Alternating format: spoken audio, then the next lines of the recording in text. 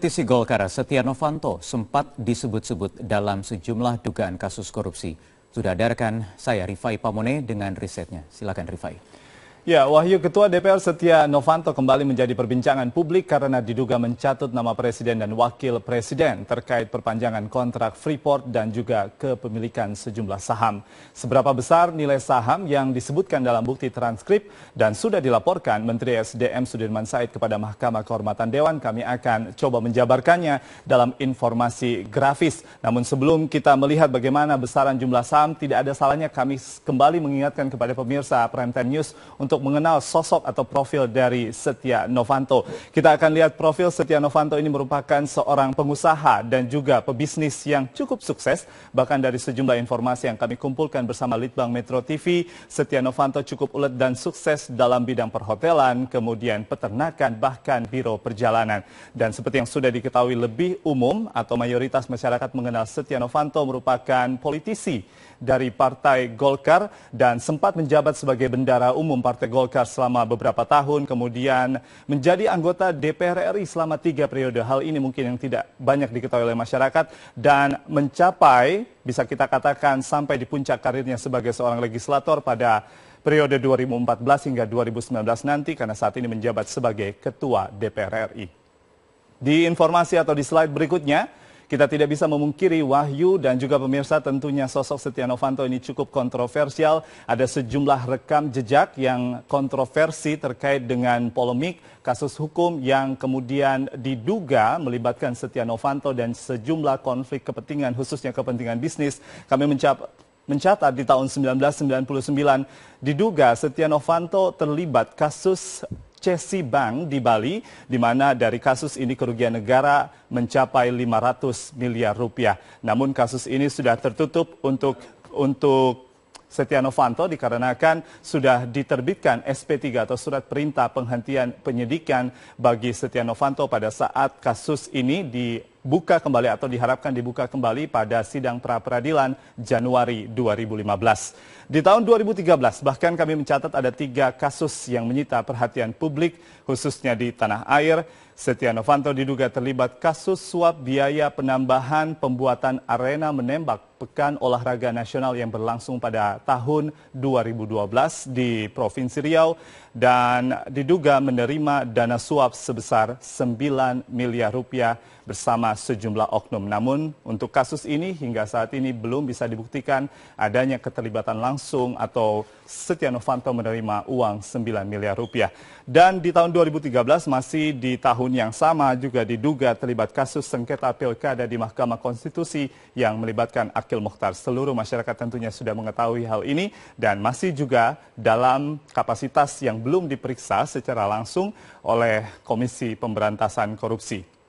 Kita lihat di tahun 2013 masih di waktu yang sama diduga terlibat kasus dugaan korupsi proyek EKTP. Hingga saat ini KPK belum memanggil Setia Novanto baik dalam kapasitasnya sebagai saksi untuk dugaan keterlibatan kasus proyek negara yang melibatkan dana 5,9 triliun rupiah ini. Baru satu sosok yang menyebutkan adanya keterlibatan Setia Novanto, yaitu Nazarudin yang sudah menjadi terpidana oleh Komisi Pemberantasan Korupsi dengan kasus korupsi dari proyek Hambalang. Di tahun 2015 ini merupakan konflik kepentingan yang banyak diduga sebagai upaya untuk melobi pihak-pihak lain untuk kepentingan Indonesia. Diduga terlibat lobi dengan Perdana Menteri Jepang untuk pembelian alutsista atau alat utama sistem pertahanan Tentara Nasional Indonesia. Ini juga menjadi salah satu hal yang menjadi polemik tersendiri, di mana Menteri Pertahanan Ria Mizar Triakudu juga sempat memberikan kritikan terkait dengan lobi yang dilakukan oleh Setia Novanto. Dan tentunya yang paling mengemuka saat ini yang tengah menjadi perbincangan dan nanti akan didialogkan oleh Wahyu Wiwoho terkait dengan diduga Setia Novanto terlibat saat melakukan lobi dengan petinggi Freeport. Dan dalam transkrip yang disampaikan oleh Menteri SDM kepada Mahkamah Kehormatan Dewan, ada upaya yang diduga mencatut atau menggunakan nama kepala negara untuk kepemilikan saham. Lalu berbicara soal saham PT Freeport Indonesia tentunya sangat menarik. Kita akan lihat di slide berikutnya di mana ada divestasi hingga 2019 yang diwajibkan kepada PT Freeport Indonesia untuk memberikan sahamnya 20%. Dari 20% saham tersebut 9,36% sudah dimiliki oleh pemerintah Indonesia dalam kontrak karya kedua sehingga masih ada dana atau saham sebesar 10,64% dan estimasi dari persentase tersebut saham Freeport mencapai 24 triliun rupiah.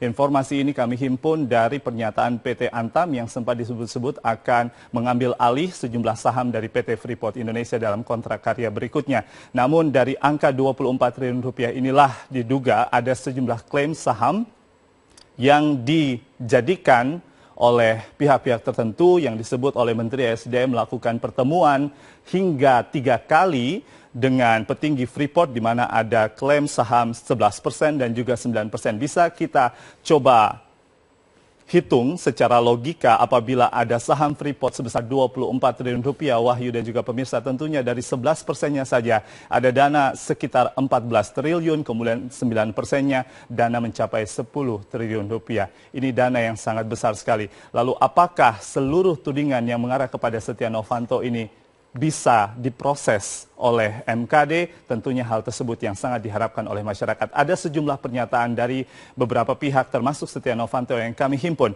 Kita awali dari Setia Novanto, tadi juga sudah diinformasikan dalam paket informasi bersama dengan Wahyu Wibowo bahwa Setia Novanto, Ketua DPR RI, menyatakan apalagi Presiden khusus dengan Freeport sangat perhatian, khususnya bagi hasil CSR untuk kepentingan rakyat dan juga rakyat Papua. Kita tidak akan membawa nama-nama yang bersangkutan. Ini adalah pembelaan dari Setia Novanto. Namun tentunya ini secara etik akan dibuktikan oleh Mahkamah Kehormatan Dewan.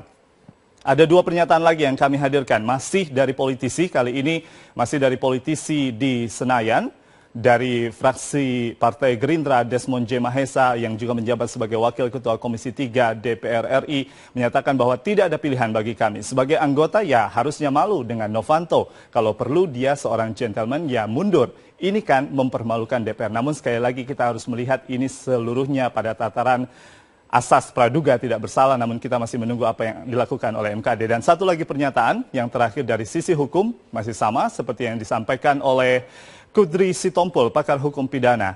Ini bukan hanya penipuan, ini pidana. Ada beberapa macam tindak pidana yang bisa dikenakan dalam peristiwa ini, asumsinya kalau transkrip itu benar. Jadi sekali lagi landasannya adalah atau prinsipnya adalah transkrip yang sudah diserahkan kepada MKD ini harus dibuktikan terlebih dahulu. Apabila melanggar etik tentunya ada beberapa prasyarat yang harus dilalui oleh Setia Novanto. Demikian Wahyu Wibowo.